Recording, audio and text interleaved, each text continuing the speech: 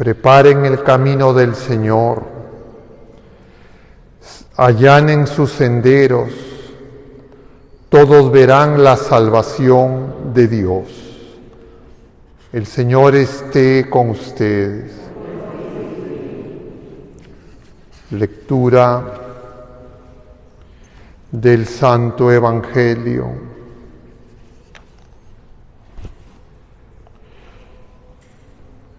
según San Mateo.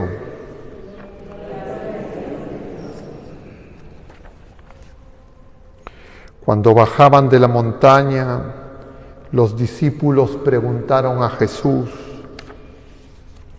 ¿por qué dicen los escribas que primero tiene que venir Elías? Él les contestó: Elías vendrá y lo renovará todo.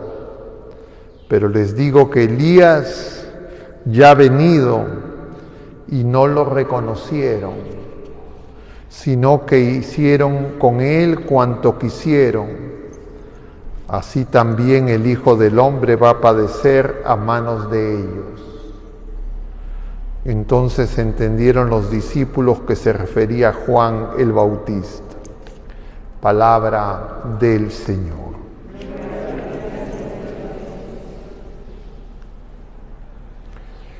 Muy queridos hermanos, estamos en este sábado de la segunda semana del tiempo de Adviento y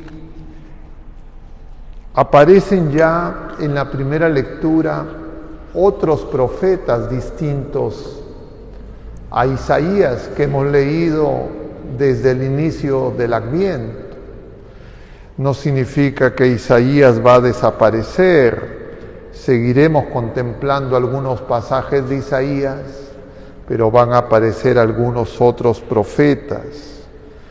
Y eso nos tiene que llamar la atención, porque lo que se nos quiere señalar es que eso que ocurrió en el pueblo de la primera alianza, cuando el reino del sur, el reino de Judá, fue exilado a Babilonia, uno, claro, ve las cosas que ocurrieron en términos físicos, materiales, humanos, diríamos naturales, y fueron terribles. El templo destruido, la matanza entre los judíos, empezando por los reyes, los poderosos, los sacerdotes, y el pueblo esclavizado. Y nosotros podríamos quedarnos solamente con eso y no darnos cuenta que eso es una manifestación de una realidad más profunda, de naturaleza espiritual, que subyace a lo que ocurrió históricamente en el pueblo de la primera alianza, en el exilio a Babilonia, del que van a regresar. Pero no todos van a regresar, y los pocos que regresan, no todos van a regresar igual. Es decir, tenemos que estar atentos a la realidad espiritual que está, diríamos, oculta ante esas cosas tan evidentes, tan duras, tan dolorosas. Y eso es el pecado. Y es el pecado y la relación con Dios que daña todas las relaciones humanas. Se nos habla ahora de Elías, tanto en la primera lectura del libro del Eclesiástico, como el Señor, ante la pregunta de los discípulos, están bajando del Tabor. Han estado en oración Jesús y 3 de los discípulos. En ese momento es que aparece esta pregunta que hemos escuchado en el Evangelio. Y la pregunta es: ¿por qué dicen los escribas que antes tiene que venir Elías? Diríamos, la pregunta más completa es: ¿por qué antes de que venga el Mesías primero tiene que venir Elías? Y eso era una profecía que estaba en Malaquías. Y esa profecía de Malaquías resonaba en el pueblo de la primera alianza. Y Malaquías es uno de los profetas que habla del día del Señor. Es muy importante entender el día del Señor. Para nosotros el día del Señor es el domingo. Los profetas del Antiguo Testamento al día del Señor le llamaban también el día de la ira. Diríamos, es el día del juicio de Dios. Y podríamos nosotros decir que el juicio de Dios ya se realizó en una primera etapa. Es la cruz, es la pasión de Cristo, es su Pascua. El Señor dice, ahora el mundo está siendo juzgado. Es decir, se separa claramente lo que es la manifestación del amor de Dios en Jesucristo de lo que es la acción del mundo. Tengamos en mente esa elección que se produjo cuando Pilato puso frente al pueblo, a sus autoridades, a Jesús y a Barrabás. Y cuando pone a Jesús le dice, este es el hombre, este es el ser humano. Es decir, el Hijo del Hombre deformado por el pecado que asumió Jesucristo. Es decir, el pecado está juzgado. En tiempos de Elías, que es un profeta que va del sur al reino del norte, es llamado Elías el Tisbita. Él va en un tiempo en que el reino del norte ha caído en la apostasía y en la idolatría, porque el rey Acaz se ha casado con una mujer pagana, Sirofenicia, y esa mujer, diríamos, es la que en realidad gobierna. Es la voluntad de esa mujer la que hace este rey, que tiene un paralelo con ese rey falso, porque Acaz era un rey falso, porque no era descendiente de David, que es Herodes. En tiempos de Jesús y de Juan Bautista es el hijo de Herodes el Grande, que es el que mandó matar a los inocentes. Y el hijo de Herodes el Grande, Herodes Antipas, está conviviendo con la mujer de su hermano Filipo, Herodías. Y Herodías también era la que hacía su capricho, y es la que va a mandar a través de su hija pedir la cabeza de Juan Bautista. Y entonces en este día sábado de la segunda semana tenemos que poner varias cosas de la revelación y de la historia de la salvación para entender el sentido de lo que se nos dice, de lo que ya ocurrió y de lo que está por ocurrir. Porque efectivamente dice Jesús que ya vino Elías, pero dice antes, vino y vendrá. Y por eso es que misteriosamente en el libro del Apocalipsis, lo hemos visto en días del tiempo ordinario, en los últimos días, se nos dice que van a venir los dos testigos, justamente en relación a la séptima trompeta, que son llamados los dos candelabros o los dos olivos, que van a denunciar al anticristo y que van a ser asesinados y que van a permanecer insepultos 3 días y luego van a resucitar. Es decir, antes de la segunda venida del Señor, también habrá una manifestación análoga a lo que fue Juan Bautista, a lo que fue Elías. En ese día de la ira que todavía espera el pueblo de la primera alianza. Con eso en mente, volvamos a lo que nos dice el Señor en este pasaje breve del Evangelio.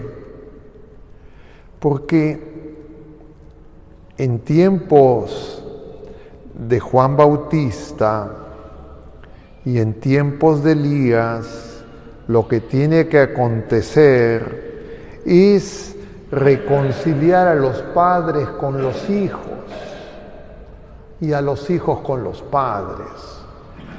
Claro, eso a la primera alusión es la familia. Efectivamente, nosotros ahora vemos que a los padres se les dice que maten a sus hijos. Ahí, definitivamente, para que padres maten a sus hijos, tiene que haber un desprecio por los hijos. Que el príncipe de este mundo, a través de sus agentes, está promoviendo muy activamente. Pero también hay enemistad entre los hijos con los padres, porque sobre pretexto de la eutanasia y de que no sufran, los hijos piden la muerte de los padres. Entonces, los padres piden la muerte de los hijos y los hijos piden la muerte de los padres. Entonces, ¿hay enemistad o no hay enemistad? ¿Hay división o no hay división? Pero también tiene otro sentido. Porque esos dos candelabros y esos dos olivos que refiere el libro del Apocalipsis, tienen que ver con la conversión del pueblo de la primera alianza. Porque ahora, de alguna manera, hay división entre el pueblo de la primera alianza y el pueblo de la nueva alianza. Porque la relación con Dios Padre es distinta, porque hay enemistad, y es porque no reconocen al Hijo enviado por el Padre. Y entonces, antes de que se manifieste por segunda vez el Señor, se tendrá que producir una reconciliación. Y eso será manifestación de estos dos profetas, que se les llama los dos testigos, y que de alguna manera hacen alusión al Tabor, porque Moisés y Elías son la ley y los profetas. Es decir, hay un contenido escatológico de estas misteriosas palabras del Señor, cuando responde a los apóstoles que le preguntan: ¿por qué dicen los escribas? O dicho de otra manera, ¿por qué la revelación? ¿Por qué la ley y los profetas dicen que tiene que venir Elías? Y el Señor dice: Elías vendrá. Cuando Jesús está pronunciando estas palabras, Juan Bautista ya ha sido decapitado. Entonces se refiere a otro personaje que no es Juan Bautista, pero dice también: pero les digo que Elías ya ha venido. Y ellos entienden que es Juan Bautista. Entonces, fáltese otros que vienen con el espíritu de Elías, con ese fuego que separa la paja del trigo. Y claro, tenemos que estar vigilantes en el tiempo de Adviento. Al Señor que ya vino para reconocer sus signos como los que nos va dejando, al Señor que viene, pero también al Señor que vendrá. Eso todavía no se ha cumplido.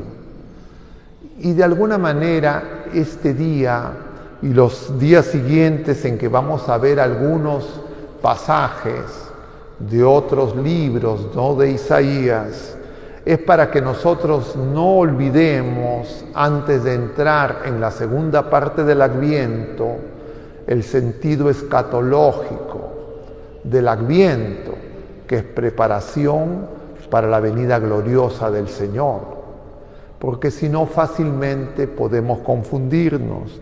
Entonces veremos a Sofonías, veremos pasajes del libro de los Números, y luego volveremos sobre Isaías hasta acabar esta primera parte del Adviento, Y entonces en la segunda parte también aparecerán otros pasajes, pero con el sentido de entender la primera venida. Hay que estar muy despiertos, como ustedes comprenderán. Pero nosotros tenemos que entender, aplicado a la vida presente, porque nosotros no sabemos si veremos a esos dos olivos y a esos dos candelabros que son figura de esos dos testigos. Pero eso es manifestado por los esposos. Y por eso es que Jesús dice, y lo hemos visto en el en el Evangelio del primer domingo de Adviento, que en tiempos de Noé, a la pregunta ¿cuándo ocurrirá esto? Es decir, la manifestación de los signos que Él está anticipando de la segunda venida, el Señor dice, será como en tiempos de Noé. La gente comía, la gente bebía, la gente se casaba. Y hacíamos referencia que eso implica una banalización de los sacramentos, del matrimonio, de la Eucaristía, de la confesión sacramental. Y entonces en la preparación del Adviento, en este tiempo de preparación que es el Adviento, que es toda nuestra vida presente, nosotros tenemos que darnos cuenta que esos signos que muestran las tinieblas, de alguna manera siempre se presentan con la infidelidad en la alianza matrimonial. Eso denunció Elías a ese rey que se casó con la mujer pagana. Eso denunció Juan Bautista a ese rey, ambos usurpadores, que se casó con la mujer de su hermano Filipo. Y ese rey es usurpador, que tiene como figura más eminente a Herodes el Grande. Es figura de nuestra fe adulterada, donde buscamos aparentemente a Jesucristo, pero Él no reina. Si no queremos a un Jesucristo que haga lo que nosotros pensamos, deseamos y queremos, pero no lo queremos escuchar, no lo queremos obedecer. Y de esa manera podemos creer que tenemos fe si realizamos algunas prácticas, porque además no olvidemos que en tiempos del pueblo de la primera alianza, esos sacrificios en tiempo de Jesús se seguían realizando. Y Jesús va a ir al templo y va a decir, han convertido a mi casa, que es casa de oración, en cueva de bandidos. Y Juan Bautista, veíamos eso el domingo pasado, le va a decir a esos fariseos y a esos saduceos, es decir, a los que estarían en términos actuales, diríamos, con un devocionismo, pero también a esos que tienen una esperanza vana, solo esperan las cosas pasajeras representadas en los saduceos. ¿Quién les ha enseñado, raza de víboras, a esconderse del día de la ira, del día del Señor? Por eso la llamada es a la conversión. Mañana, ahora en pocas horas, domingo, contemplaremos esa pregunta de Juan Bautista, preso, que a través de sus discípulos le manda a preguntar a Jesús, ¿eres tú el que tiene que venir o es otro? Y Jesús mostrará signos, no dirá palabras. Y esos signos son los sacramentos de Jesucristo, confiados a su iglesia, que es la esposa, que tiene su figura más eminente en nuestra Madre Santísima. Pero llegarán momentos de tribulación, donde incluso la esposa peregrina va a dejar de reflejar la luz del sol que ha bajado de lo alto, que es Jesucristo. Y por eso es que este tiempo de Adviento nos llama a la conversión. Una vez más, no es la campaña navideña que dice el mundo, no es comprar y vender, es abrir nuestro corazón para que ese fuego de amor que el Señor nos trae, porque ahora como en cada Eucaristía descenderá fuego, que es la obra del Espíritu Santo, pero también en estos momentos en que vamos a administrar el sacramento de la unción de los enfermos, también desciende fuego, porque cada sacramento tiene lo que decimos en la Iglesia, una epíclesis, una invocación para que el Espíritu Santo, el fuego, descienda. Y pidámosle al Señor que seamos curados, no solo de las enfermedades físicas que muchas veces nos agobian, no solo de las enfermedades emocionales, afectivas, que muchas veces nos confunden, sino también de todas las enfermedades espirituales que nos ciegan y nos hacen buscar en el lugar equivocado al que viene a salvarnos. No hay otro, solo Jesucristo, nuestro Señor y Redentor. Que el Padre misericordioso nos ayude para que vivamos una sincera reconciliación en Cristo Jesús. Que así sea.